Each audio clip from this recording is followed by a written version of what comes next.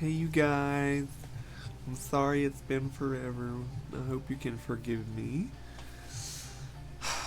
Recently, last week, I just went back to third shift, which fucking sucks, but I can't really do anything about that. I'm stuck on third shift for a while, uh, so I'll deal with it. So I have left my list elsewhere. Yeah. Right. So, the 30th of April was my 6 months on hormones anniversary, which, I mean, that's exciting. I say that every time. 5 months, it's exciting. 4 months, this is exciting. It's just kind of my word, so. But I'm really stoked. Things have been going quite well. The last time, I believe, we discussed an issue of fatigue from the Spyro dose being slightly high. Funny story, which, should I tell it? Yeah, fuck it. So, funny story, on the 28th of April, I drove like 45 minutes to go see my doctor, and since the corona deal is happening, they put up a sign outside that said to call when you arrive for your appointment. They would call you when you're supposed to come in. And I called. And I was like, "Hey, I'm here for my 3 o'clock," and they're like, "Oh, what?" I'm like, "Yeah, I'm here to see. I'm here to see insert doctor's name," and they're like, "Uh, you're not, you're not on the list today." I'm like, "Oh, great. That means I got it mixed up with another appointment." And I did. I got it mixed up with an appointment I was supposed to go to an hour and a half in the opposite direction. Needless to say, I rescheduled that appointment. But I thought that my doctor's appointment was on the 28th. But it was in fact on the 11th of March, which is next week. Yes, next week I will go to my doctor. The fatigue, though, which for some reason I interrupted myself on, it has seemed to.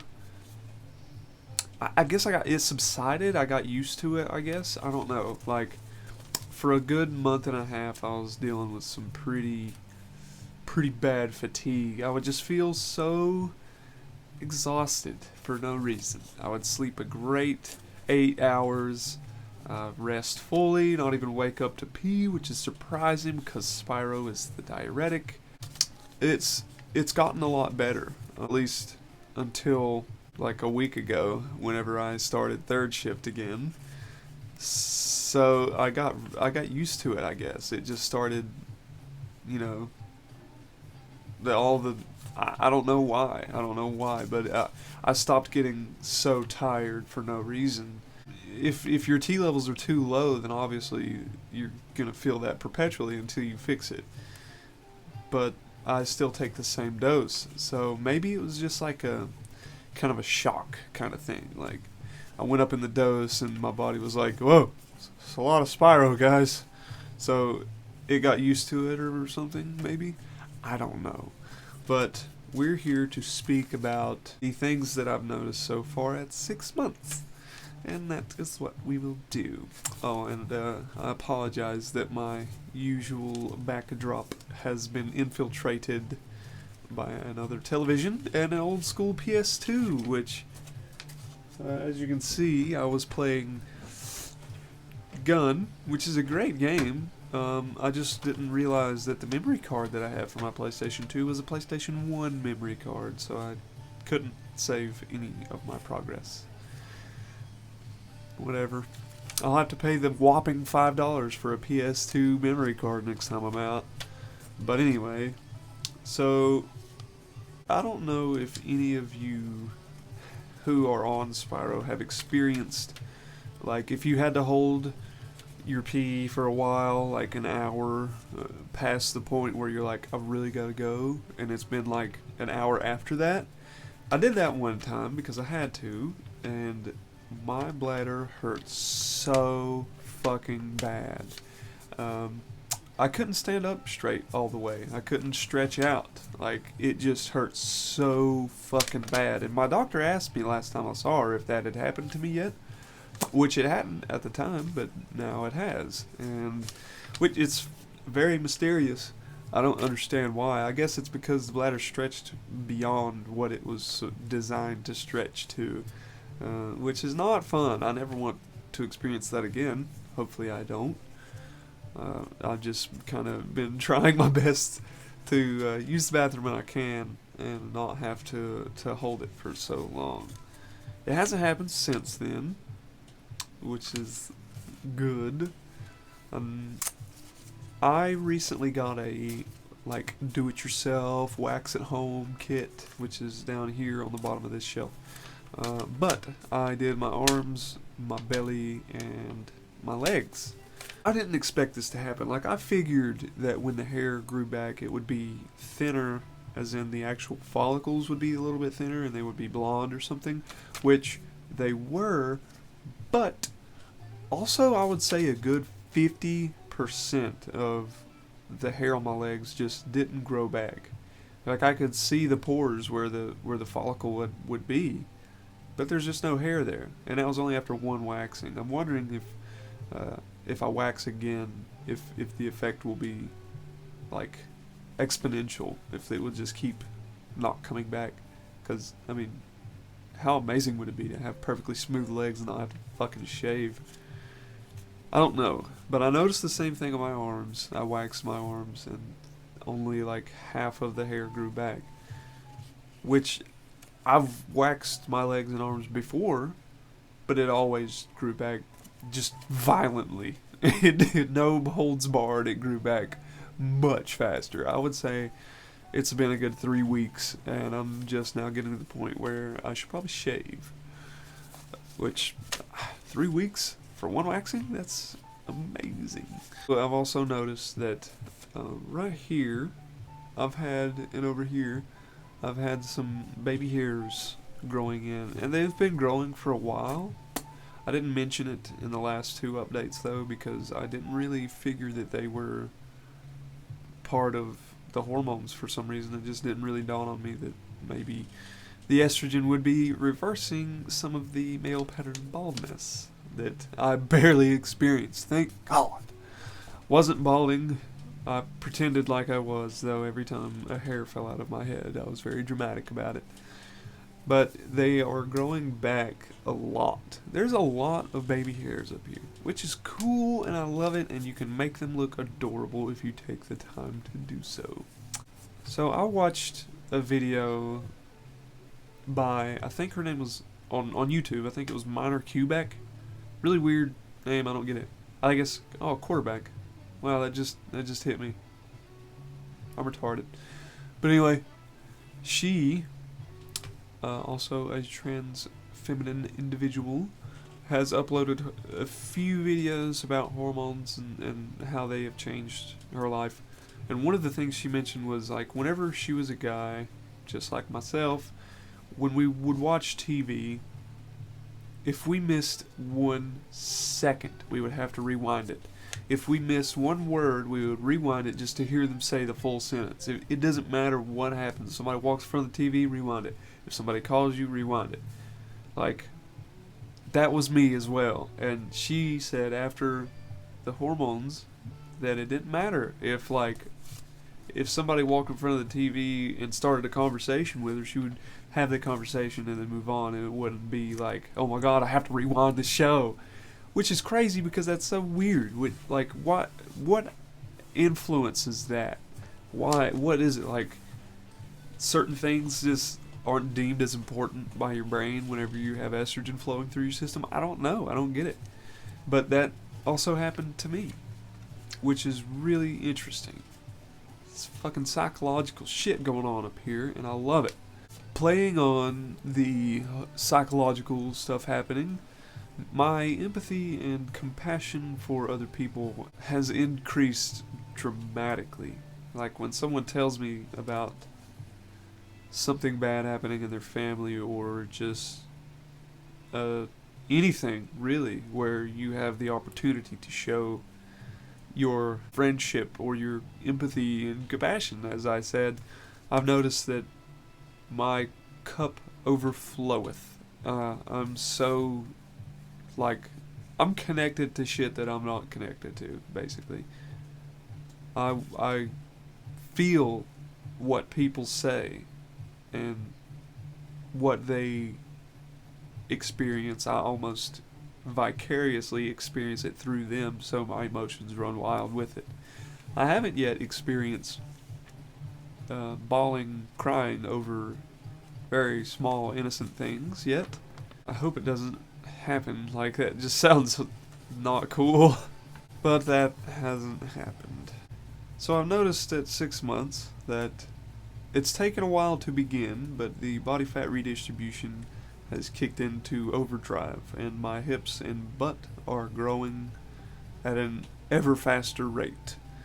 In one of my videos I did mention where I could tell that my butt was growing, which was really exciting because that's my word.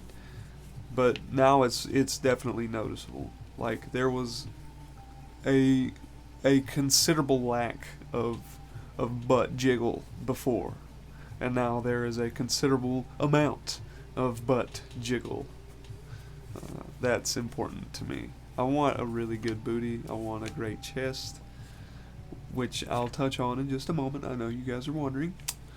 I haven't yet had to go up or down or around a size yet in jeans or pants or anything, but I think it's coming. I'm pretty sure it's coming. Because the pants that the belt that I have now, the belt loop that I usually wear is beginning to get a little tight. I still weigh the same. I still weigh 145 pounds, which I weighed at the beginning of my transition. I don't really care if I gain weight because I'm 5'11" to 6 feet tall, so 140 is kind of low. If I weighed more, I wouldn't care. If I weighed less, I would be slightly concerned. As far as the boobs growing,